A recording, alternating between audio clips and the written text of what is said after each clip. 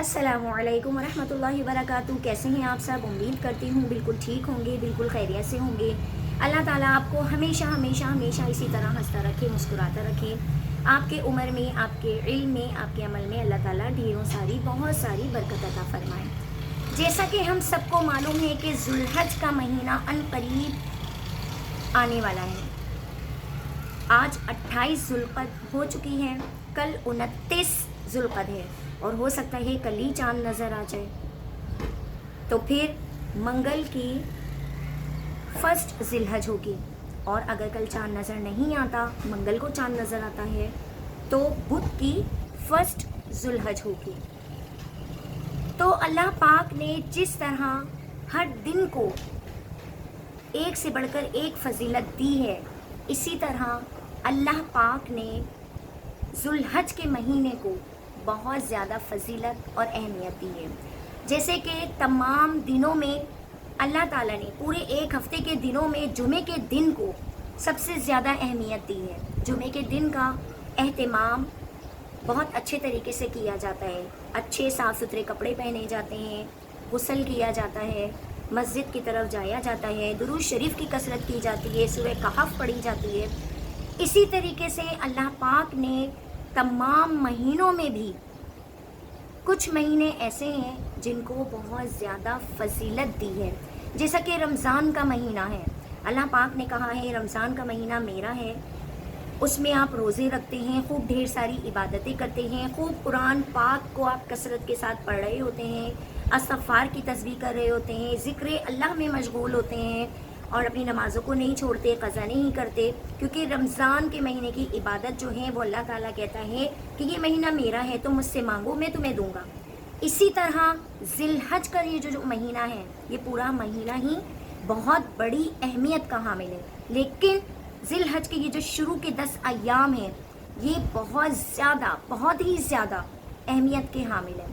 اللہ پاک کہہ رہا ہے ان 10 دنوں میں کہ اے میرے بندو، اے مجھ سے محبت کرنے والے بندو، آؤ میرے پاس آؤ، میں تمہیں دوں گا، تم مجھ سے مانگو، اپنے گناہوں کی مغفرت طلب کرو، میں تمہارے گناہوں کو دھو دوں گا، اپنی خوشیاں مانگو، میں تمہیں وہ نوازوں گا، اپنے دکھ درد مجھ سے بیان کرو، میں سنوں گا۔ تو کوشش کیجئے کہ یہ ذی الحج کا مہینہ شروع ہوتے کے ساتھ ہی سب سے پہلی بات تو آپ نے ان 10 دنوں کے اندر یہ کوشش کرنی ہے کہ آپ کی جو فجر کی نماز پہلے قضا ہوتی آئی ہے، اب آپ نے وہ قضا نہیں کرنی۔ ان 10 دنوں کے اندر آپ نے فجر کی نماز کو پابندی کے ساتھ پڑھنا ہے۔ اب آپ الارم لگا کے سوئے یا کچھ بھی کریں، لیکن آپ عہد کریں اپنے آپ سے کہ آپ فجر کی نماز کو قضا نہیں کریں گے۔ آپ عہد کریں کہ ان 10 دنوں کے اندر آپ اللہ سے ڈائریکٹ اللہ سے رابطہ کریں گے، اس کے لیے آپ تہجد کی نماز پڑھیں گے۔ تہجد کی نماز آپ کو خدا سے ملا دے گی۔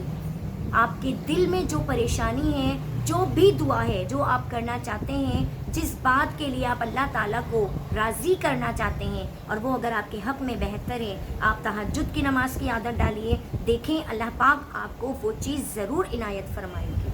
لیکن شرط یہ ہے کہ آپ کے حق میں اس کے لیے بہتری ہو۔ ہمیشہ جب بھی دعا کریں، یہ دعا کریں، اگر اللہ تعالیٰ سے آپ کچھ حاصل کرنا چاہتے ہیں اور اس کے لیے ہاتھ اٹھاتے ہیں، تو یہ دعا کیا کیجئے کہ اللہ پاک اگر اس کام میں، اس انسان میں، اس چیز میں میرے لیے بہتری ہے تو تو مجھے اس کام سے نواز دے، اس چیز سے نواز دے، اس انسان سے نواز دے۔ اور جس کام میں آپ کے لیے بہتری نہیں ہے نا، تو آپ یہ دعا کیا کیجئے کہ اللہ پاک آپ کو اس چیز سے دور کر دے۔ اب چاہے وہ کوئی آپ کے دوست کی شکل میں ہو، چاہے وہ دولت کی شکل میں ہو، کسی گھریلو چیز کی شکل میں ہو، یا کسی انسان کی شکل میں ہو، کیونکہ دیکھیں بعد میں دکھ اور تکلیف اٹھانے سے بہتر ہے کہ پہلے ہی وہ چیز آپ سے اگر دور کر دی جائے تو آپ کو خود بخود صبر آ جاتا ہے کہ میرے لیے اس میں بہتری نہیں ہوگی، تو میرے رب نے اس چیز سے مجھے نہیں نوازا۔ آپ کا اللہ پر ایمان اتنا پکا اور یقین اتنا پکا ہونا چاہیے کہ میں اگر اللہ تعالیٰ سے کسی بات کو مانگنے کی ضد کر رہا ہوں یا کر رہی ہوں، اور اگر وہ میرے حق میں بہتر ہے تو میرا رب مجھے ضرور نوازے گا، اور جو نہیں ہے تو اللہ تعالیٰ تو مجھ سے دور کر دے۔ ان 10 دنوں میں سے کسی بھی ایک دن کا آپ روزہ رکھنے کی کوشش کیجئے، کیونکہ اس ایک دن کا روزہ، ان 10 دنوں میں آپ کا ایک دن کا جو روزہ ہوگا نا، وہ آپ کے 1 سال کے روزوں کے برابر کا اس کا ثواب ہوگا. کسی بھی ایک دن کو آپ سلیکٹ کر لیجئے.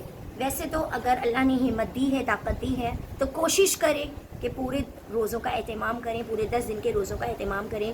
لیکن کیونکہ میں خود یہ بات جانتی ہوں کہ آج کل گرمی کی کثرت اتنی ہے، اس قدر ہو گئی ہے گرمی کہ بہت مشکل ہے.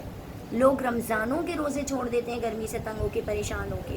لیکن جو اللہ کے نیک بندے ہوتے ہیں نا، جو اللہ سے محبت کرنے والے ہوتے ہیں، وہ تو صرف طاق میں لگے ہوتے ہیں، کوشش میں لگے ہوتے ہیں کہ یار ہمیں کوئی چھوٹی سی ایسی بات پتہ چل جائے جس کو ہم نے بے تحاشا کرنا ہے اور ہمارا رب ہم سے راضی ہو جائے. جیسے ہی اذان کی آواز آئے، آپ نے اپنے تمام کام چھوڑ دینے. اگر آپ کچن میں ہیں نا، آپ کے ہاتھ میں اسپون ہے، چمچ ہے، کوئی بھی چیز ہے، چھری ہے، آپ کے کان میں اذان کی آواز آئی، آپ نے اس چھری کو وہیں اسٹاپ کر دیا اور آپ نے پوری اذان سن کے اس کا جواب دیا. آپ یقین کیجئے آپ کی آخرت کے لیے بہتری ہے. آپ کو دنیا میں اس کا نہیں مل رہا پھل، لیکن بعد مرنے کے جب ہم اپنی اپنے قبروں میں ہوں گے نا، اور ہمیں کوئی سال ثواب کرنے والا نہیں ہوگا، ہماری اولاد جس کے لیے آج ہم دنیا میں اتنی بھاگ دوڑ کر رہے ہوتے ہیں، مرنے کے بعد کوئی نہیں پوچھتا. کسی کے پاس اتنا ٹائم نہیں ہوتا کہ کوئی آپ کے لیے قرآن پاک کے تحفے بھیج رہا ہے، کوئی آپ کو استغفار پڑھ پڑھ کے آپ کو بخش رہا ہے، کوئی کچھ کر رہا ہے، کوئی کچھ کر رہا ہے. کوئی نہیں کرتا. جو کچھ کرنا ہے وہ آپ نے اپنے لیے خود جمع کرنا ہے. اس بات کو اپنے دماغوں سے نکال دیں، اپنے ذہن سے نکال دیں کہ یہ جو دنیا میں آپ اپنی اولاد چھوڑ کے جاتے ہیں نا، یہ آپ کے لیے کچھ کریں گے، کچھ بھی نہیں. آج کل کی اولاد کھڑی ہو جاتی ہے ماں باپ کے آگے یہ کہنے کے لیے اگر آپ نے ہمارے لیے محنت کی ہے تو کوئی بڑی بات نہیں ہے. دنیا کے سارے ماں باپ کرتے ہیں. آج کل کی اولاد اس طرح کی اولاد ہے کیونکہ آج کل ہم لوگ علم دین سے اتنا دور ہو گئے ہیں کہ ہم اپنی اولاد کی پرورش اس طریقے سے کر ہی نہیں پاتے جس طریقے سے کرنے کے لیے کہا ہے. ہم صرف دنیا کے پیچھے بھگاتے ہیں. بیٹا تمہارے دوست کے پاس اگر 20,000 کا موبائل ہے تو تمہارے پاس 40,000 کا موبائل ہونا چاہیے.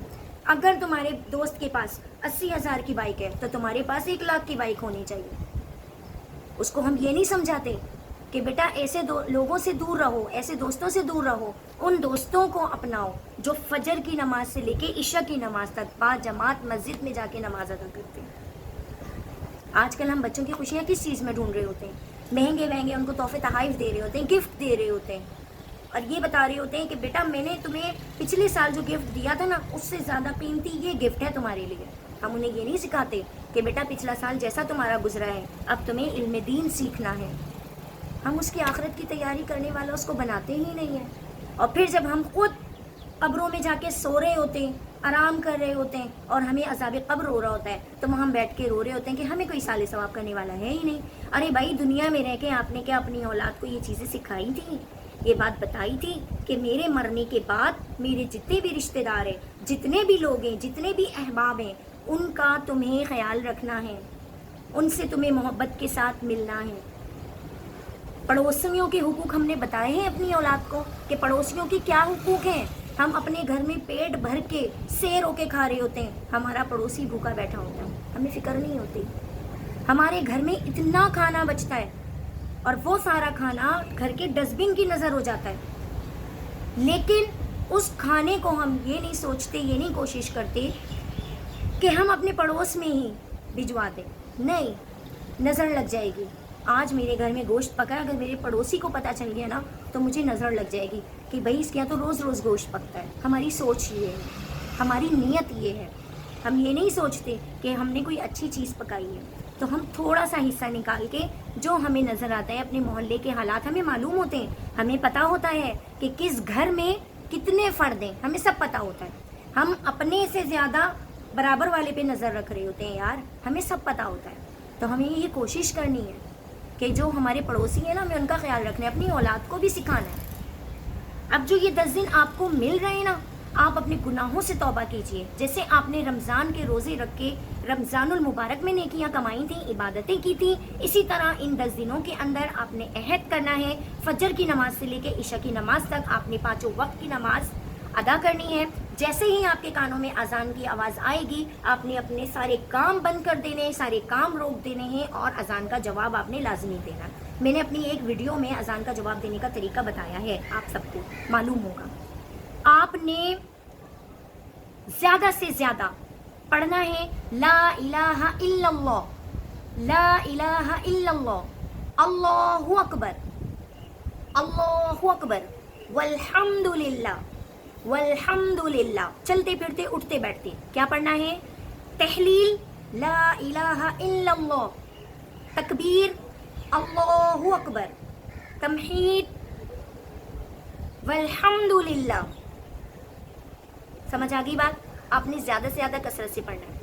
آپ نے غیبت نہیں کرنی ان 10 دنوں کے اندر، آپ نے چغلی نہیں کرنی، آپ نے کسی پہ تہمت نہیں لگانی، آپ نے کسی پہ بہتان نہیں باندھنا، آپ نے کسی کی دل آزاری نہیں کرنی، اپنی ذات سے آپ نے کسی کو بھی تکلیف نہیں دینی. بہت دور کی بات ہے کسی انسان کو تکلیف دینا، آپ کسی جانور کے بارے میں بھی برا نہیں سوچ سکتے.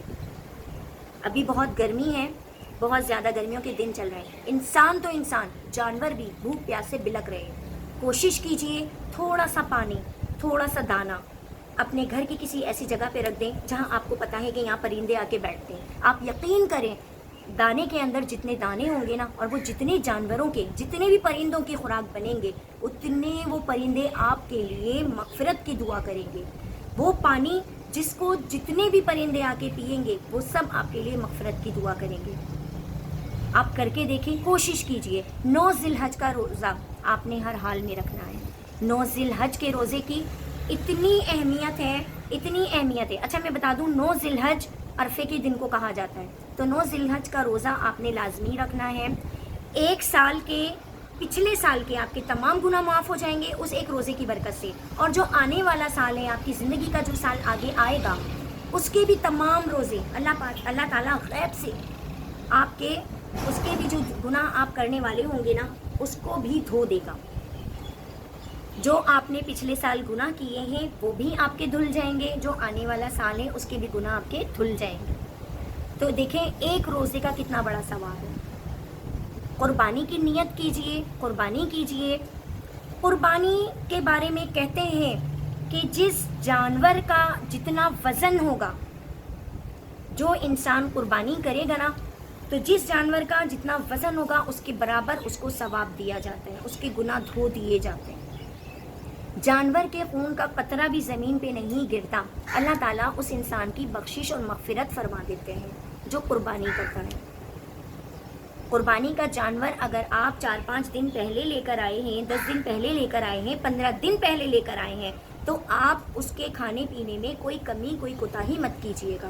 اس کو دل بھر کے کھلائیے گا، جتنی اس کی خوراک ہے اس کو دیجیے گا. یہ مت سوچیے گا کہ مہنگائی بہت ہے، آدھا دانہ میں ابھی دے رہا ہوں، آدھا دانہ میں اس کو بعد میں دوں گا. اس کا ثواب آپ نہیں جانتے کتنا ہوگا. ثواب کی نیت سے ہر کام کو کیجیے. اور جس نے بھی اپنے ناخن اور بال تراشنے ہیں وہ آج تراش لے، کیونکہ جو قربانی کرے گا وہ ان 10 دنوں تک نہ اپنے ناخن کاٹ سکتا ہے، نہ اپنے بال تراش سکتا ہے جب تک وہ جانور کو قربان نہ کرتے. اچھا 9 ذی الحج والے دن آپ نے کیا اہم کام کرنا ہے کہ آپ نے صبح فجر کی نماز کے بعد سے تکبیر کو پڑھنا ہے. ہر فرض نماز کے بعد اللہ اکبر، اللہ اکبر، لا الہ الا اللہ واللہ اکبر، اللہ اکبر وللہ الحمد. یہ تکبیر ہے جو آپ نے 9 ذی الحج بعد نماز فجر کے بعد سے پڑھنا ہے. ہر فرض نماز کے بعد ایک تسبیح پڑھ لیں آپ. ظہر کی نماز کے بعد، فرض نماز کے بعد ایک تسبیح پڑھ لی، عصر کی فرض نماز کے بعد ایک تسبیح پڑھ لی. اس طرح آپ نے یہ عمل جاری رکھنا ہے اور 13 ذی الحج والے دن آپ نے اس کو مکمل کرنا ہے زیادہ سے زیادہ. اچھا جی، صحیح بخاری کی روایت ہے کہ سیدنا عبداللہ بن عمر اور سیدنا ابو ہریرہ رضی اللہ تعالی عنہ ان 10 دنوں میں بازار کو نکلتے تھے تو دونوں تکبیرات بلند آواز سے ادا کرتے تھے اور لوگ انہیں دیکھ کر وہی الفاظ دہراتے تھے. تو اب تو ایسا ہو نہیں سکتا کیونکہ ہم اپنی زندگیوں میں اتنے مشغول ہو گئے ہیں کہ اپنے کام سے کام رکھتے ہیں، لیکن جو گھر کی خواتین ہیں وہ یہ کام کر سکتی ہیں. آپ نے ان تکبیرات کو زور زور سے دہرانا ہے. اللہ اکبر، اللہ اکبر 2 بار آپ نے کہنا ہے اللہ اکبر، پھر لا الہ الا اللہ واللہ اکبر، پھر اللہ اکبر وللہ الحمد۔ اس کو اپنے گھر کے بچے کو یاد کرائیے۔ آج کا دن ہے آپ کے پاس پورا، کل کا صبح سے لے کے مغرب تک کا دن ہے، مغرب کے بعد چاند کا پتہ چلے گا کہ نظر آیا ہے کہ نہیں نظر آیا۔ آپ نیت کیجیے اس بات کی، آپ غیبت نہیں کریں گے ان 10 دنوں میں، عہد کیجیے، آپ چغلی نہیں کریں گے، آپ بہتان نہیں لگائیں گے، آپ تہمت نہیں لگائیں گے، آپ اچھے کام کریں گے، اپنے پڑوسیوں کا خیال رکھیں گے، آپ اپنے رشتہ داروں کا خیال رکھیں گے۔ کوئی بھی سائل آپ کے دروازے پہ آئے گا، آپ اس کو خالی ہاتھ نہیں لوٹائیں گے۔ کسی بھی ایک دن کا آپ نے روزہ رکھنا ہے، 5 وقت کی نماز آپ کو ادا کرنی ہے، فجر سے لے کے عشاء تک آپ نماز پڑھیں گے۔ اشراق کی نماز کی عادت ڈال لیجیے گا۔ اشراق کی نماز کہتے ہیں کہ ایک حج اور ایک عمرے کے برابر کا ثواب ہوتا ہے، تو ہم گھر بیٹھے یہ نیکیاں کما سکتے ہیں۔ اللہ تعالیٰ نے اتنی سختی نہیں رکھی کہ جو لوگ حج کے لیے نہیں جا سکے ان کو عبادت کا ثواب نہیں ملے گا، یہ مت سوچیں، یہ مت سوچیں۔ آپ نے اپنے گھر میں ہی بیٹھ کے ان تمام عبادتوں کو کرنا ہے جو حج اور عمرے کے برابر کی ہوتی ہے۔ ہم نہیں جا سکے، دعا کرتے ہیں کہ اللہ تعالیٰ ہمیں اتنی زندگی دے کہ ہم اگلے سال حج کی سعادت نصیب کر لیں، اور جو حج پہ گئے ہیں اللہ تعالیٰ ان کی ہر عبادت کو قبول کرے۔ کیونکہ دیکھیں جو حج کرنے گئے ہیں نا، اگر وہ صحیح طریقے سے اللہ پاک کا ذکر کریں گے، اللہ پاک کی عبادت کریں گے، اپنے نفس پہ کنٹرول کرتے ہوئے کوئی بھی گناہ کا کام نہیں کریں گے، کوئی بھی غلیظ خیال اپنے دل کے اندر نہیں لائیں گے، اور صرف اللہ کی ہی عبادت میں جڑ جائیں گے، اللہ سے ہی مدد مانگیں گے اور اس کے ذکر میں لگ جائیں گے، تو آپ یقین کیجئے جب وہ لوگ واپس آئیں گے تو بالکل ایسے ہوں گے جیسے ابھی ابھی پیدا کیے گئے ہوں۔ تو کس قدر خوش نصیب ہیں وہ لوگ۔ لیکن اگر وہاں سے آنے کے بعد بھی وہی ساری گناہوں بھری زندگی گزاریں گے، وہی سارے آپ نمازوں کو قضا کرتے جائیں گے، وہی غیبتیں کرنا شروع کر دیں گے، وہی چغلیاں کرنا شروع کر دیں گے، وہی جھوٹ اور بہتان لگانا شروع کر دیں گے، تو سوچیں آپ کے حج کا کیا فائدہ ہوگا۔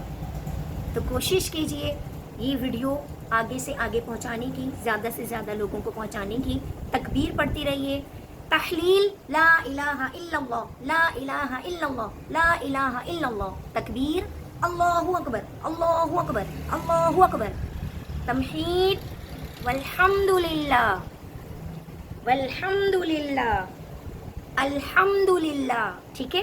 اس کو آپ نے پڑھتے جانا، پڑھتے رہنا ہے، استغفار کی کثرت کیجیے۔ زندگی رہی تو نیکسٹ ویڈیو کے ساتھ ایک بار پھر آپ کے سامنے حاضر ہوں گے۔ جب تک کے لیے دعائیں کیجیے، اور ہاں ان 10 دنوں میں صرف اچھی اچھی دعائیں اپنے منہ سے نکالیے، اور کوشش کیجیے کہ ہر وقت اپنے سر کو اسکارف کی صورت میں لپیٹ کے رکھیں۔ جتنا آپ کا سر کور رہے گا اتنا شیطان آپ سے کوسوں دور رہے گا۔